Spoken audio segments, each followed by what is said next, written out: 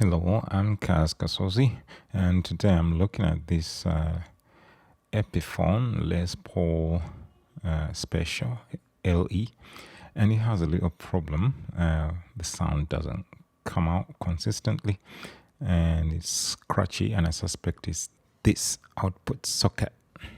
So we're going to fix that today. Here we are. It's on the sick bed. The socket is filthy and grimy, so we clean it up with a little bit of contact cleaner.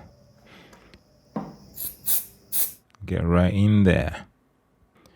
Just like I thought, the contact is broken, and as the contact cleaner dries out, let me switch on my soldering machine, and this particular one has different levels of heat.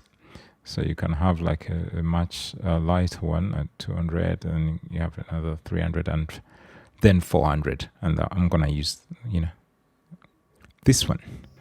And as the solder heats up, we do a more thorough clean here, just making sure that the contacts are clear of any grime.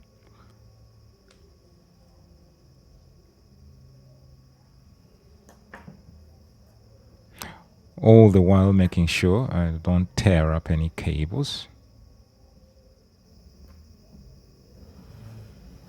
And I think you can see what the problem is. That's the signal line. Then you have the ground, and that's the one that was broken away from that contact there. I think it was touching and then getting loose, and touching and getting loose, so you get sound and then not get sound, or get scratching noises, like terrible. Signal from the white wire goes round and goes all the way up to the tip. And so if someone was using this and they plug a jack in, the tip of the jack would be touching that point. And I don't know how someone would break this kind of thing, but I guess, like, if you see the inside, that's where the ground would actually touch the sleeve of the jack. And I'm assuming someone to break this, they would have to use a lot of force, like putting the cable in or jacking it out. They probably just like slam it in there like they're stabbing the devil itself. Well, it can also get ruined by, ordinary wear and tear over time.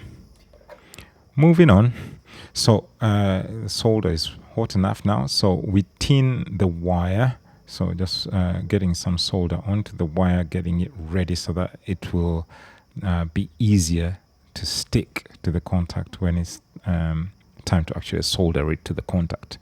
You have to tin it a bit, or well, put some solder onto it first.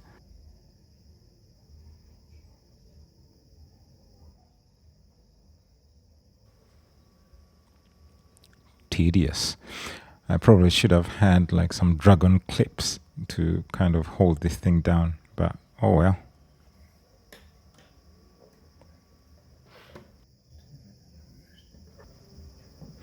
And now to get the wire to go through the little hole, basically to thread it into the contact, through the contact.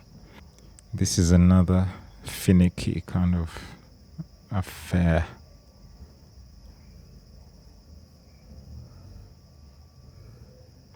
There you go. And so on with the actual soldering.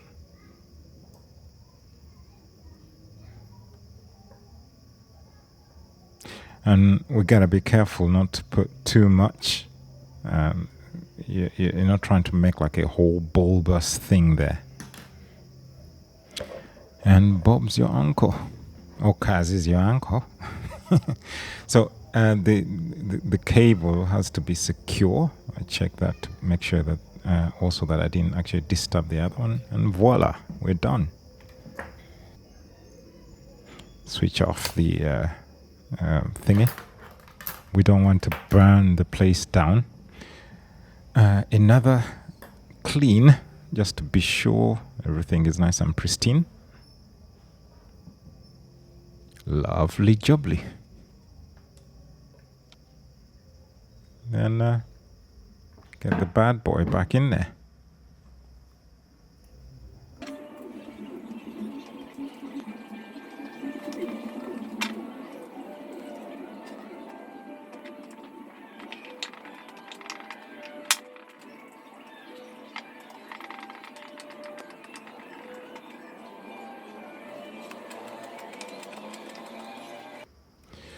Time for a little bit of a test. I'm gonna put it through this grandfather here. It's an old transistor guy. Let's see how it sings. If it sings,